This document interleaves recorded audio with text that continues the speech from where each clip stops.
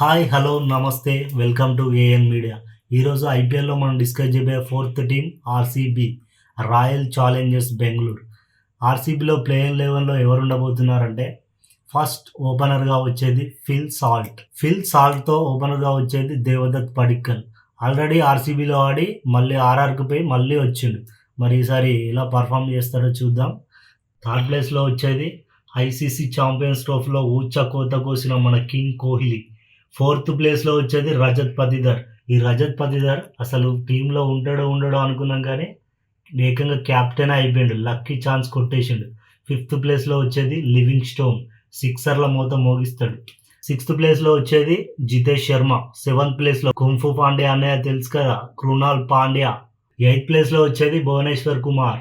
Ninth ప్లేస్లో వచ్చేది జోష్ హజల్వుడ్, ఫాస్ట్ బౌలర్. 10th ప్లేస్లో వచ్చేది సుయాష్ శర్మ.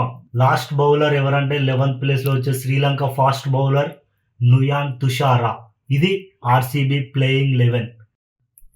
ప్రతిసారి ఆర్సీబీ కప్పు నమ్మదే అంటది కదా, ఈసారి కొత్త కెప్టెన్గా మరి కప్పు కొడతారో లేదో చూద్దాం. అయితే ఈసారి మన ఆర్సీబీ దగ్గర చాలా మనీ ఉంది.